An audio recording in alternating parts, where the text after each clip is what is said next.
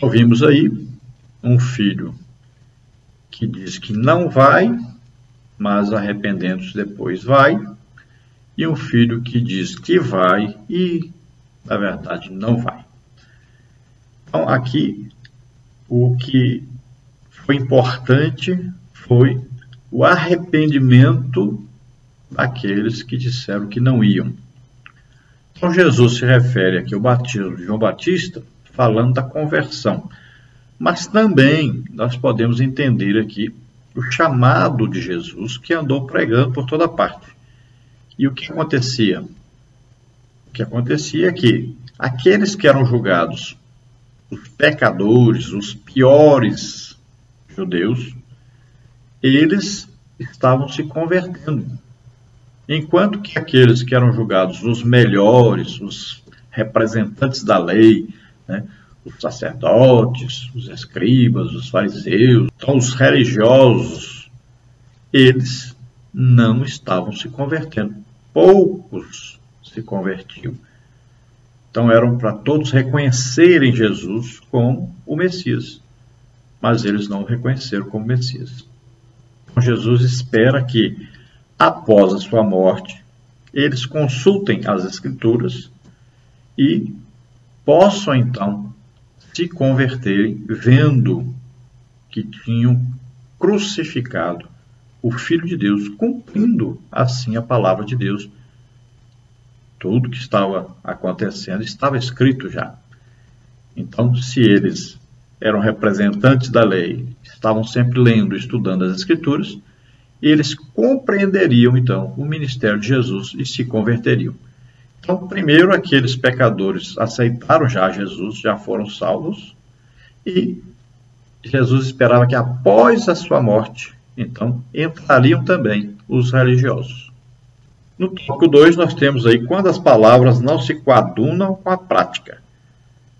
Subtópico 1, palavras estéreis. Subtópico 2, o arrependimento conduz à prática. Subtópico 3, palavras e ações devem se coadunar. Subtópico 1, então, palavras estéreis. A obediência ao Senhor não consiste em proferir palavras estéreis e religiosas, mas em praticar a verdade revelada na palavra de Deus de forma concreta e precisa. Mateus 7:21. Os representantes da antiga e longa tradição judaica estavam ali diante do mestre para demonstrar de maneira bem clara o que a parábola retratava, pois não tiveram dificuldade alguma para responder à indagação de Jesus. Qual dos dois fez a vontade do Pai? Versículo 31a. O Senhor coloca-os frente a frente com a verdade, de modo que, ao responderem corretamente, eles pronunciaram um juízo de condenação contra si próprios, pois o tipo de resposta que eles dão a Deus os identificam como o filho que contradisse com um não de fato e um sim apenas dos lábios. Eles estão no grupo dos religiosos que nada fazem além de pronunciar palavras bonitas, porém descompromissadas.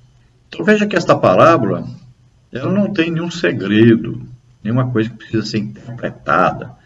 Na verdade, ela é direta. Jesus falou diretamente. Como estava próxima já à sua morte, ele não tinha mais que ficar falando alguma coisa para que eles interpretassem. Ele já estava dizendo mesmo diretamente com eles o que ele pensava a respeito deles, ou seja, que Deus pensava a respeito deles. Então, quando Jesus pergunta quem fez a vontade de Deus, eles dizem rapidamente, de maneira correta, porque estava bem claro. Então eles disseram, então o filho que disse que não ia e foi, esse que estava certo, ele que fez a vontade de Deus. Então Jesus agora diz para eles, então, olha aí, as meretrizes, né, os publicanos aí vão entrar antes de vocês no reino de Deus, porque eles ouviram e creram na palavra de Deus. E eles se arrependeram de seus pecados. Então, é o que nós vemos, os religiosos, né, aqueles que se dizem representantes de Deus, na verdade, são aqueles que menos creem no poder de Deus, são aqueles que menos realmente evangelizam, menos ganham almas, que menos produzem no reino de Deus. Às vezes eles são bons em mandar os outros fazerem, mas eles mesmos não fazem nada. São muito bons em cobrarem dos outros os resultados, mas eles mesmos não produzem. Infelizmente, tem sido esta aí a realidade da igreja também hoje. Nós temos que ter líderes que vão à frente do povo, assim como Pedro, Paulo, Filipe, né? Eles andavam à frente, eles faziam a obra de Deus e os seguidores de Cristo, os cristãos, imitavam a eles. Isso que nós precisamos, de pessoas que nós possamos imitar, não o que eles falam, mas aquilo que eles fazem. Temos que ter um evangelho prático, não apenas teórico.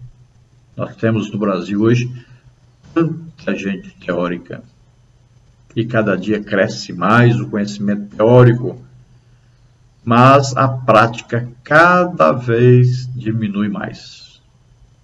Então, ensinam a orar, mas não oram. Ensinam a ler a Bíblia, mas não leem. Ensinam a jejuar, mas não jejuam.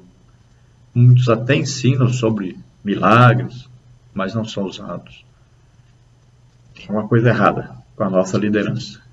Subtópico 2. O arrependimento conduz à prática. Muitas pessoas dizem-se arrependidas, por isso precisamos compreender o verdadeiro sentido da expressão arrepender-se.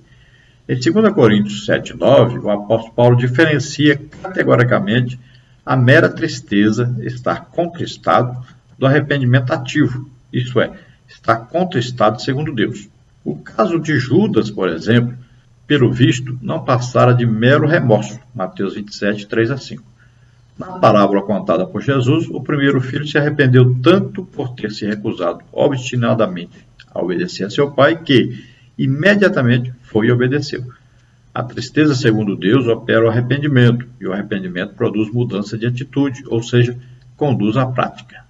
Judas foi condenado ao inferno, isso é bem claro, porque ele não teve um arrependimento, ele teve apenas um remorso e, ao invés de procurar Jesus, pedir perdão, então demonstrando um arrependimento sincero, ele resolveu dar cabo da sua vida como maneira de aliviar a sua consciência. Então ele matou-se a si mesmo. Só Deus pode tirar uma vida. Foi condenado devido à sua atitude. Já Pedro traiu Jesus, mas ele se arrependeu de o ter feito. E ele, humildemente, então, ele conversa com Jesus, ele é restaurado e passa a ter uma vida de um discípulo exemplar, um homem de muita fé. Veja a diferença entre os dois. Todos os dois traíram Jesus. Então, um teve apenas um remorso, o outro teve um arrependimento sincero. E é isso que nós temos que fazer. Então, Jesus aqui está indicando que aquele que não ia, que disse que não ia, mas foi, este foi justificado. Mas aquele que disse apenas que ia, mas não foi, esse foi condenado. Ou Jesus está dizendo, ainda tem jeito dele se arrepender para que não seja condenado. O verdadeiro arrependimento, ele leva a pessoa a praticar a sua cristandade, praticar obras de amor, demonstrando o amor de Deus que está em seu coração, quando então se arrepende sinceramente do seu pecado. Então, o cristão, para demonstrar realmente que é cristão, ele precisa praticar o cristianismo. Ele precisa ganhar almas, estar lendo a Bíblia, estar orando, jejuando. Então, tem que ser exemplo. Ele está fazendo, não é só falando. Subtópico 3. Palavras e ações devem se coadunar. Os discípulos de Cristo são chamados a manifestarem um estilo de vida na qual as palavras e as ações se coadunam, isto é, não se contradizem, pois expressam uma coisa só. No Sermão do Monte, Jesus ensina a seus discípulos que o falar destes deve ser sim, sim, não, não. Mateus 5:37b. Infelizmente, a prática de falar e não agir em conformidade é um triste reflexo do decaído e mau caráter humano. Jesus, porém, exige honestidade o tempo todo. Como discípulos dele e cidadãos do reino, ele requer uma equivalência entre aquilo que dizemos e aquilo que vivemos. Salmos 15, de 1 a 5. Não pode haver um padrão duplo na vida dos discípulos do Mestre, ou seja, dizer uma coisa e fazer outra, e vice-versa. Veja Tiago 1:25, 2:12. As palavras devem estar de acordo com aquilo que praticamos. E o que mais nós temos hoje é as pessoas que falam, mas não praticam. Então, Jesus chamou o que? Fariseus hipócritas, né? São aqueles que representam o papel de seguidores de Deus. Na verdade, não praticam aquilo que ensinam, aquilo que querem que as pessoas pratiquem, querem exigir até das pessoas que elas pratiquem, mas ele mesmo não pratica. Então, nós temos que evitar isso a todo custo, nos esforçar para praticarmos aquilo que ensinamos, praticarmos aquilo que nós pregamos. Não é só falar, mas temos que praticar. O Evangelho é um Evangelho de prática. Não é um cristianismo de apenas falar, dizer algo sobre Deus, alguma coisa que você leu. Mas o cristianismo exige a prática daquilo que nós ensinamos, que nós pregamos. O Evangelho é prático.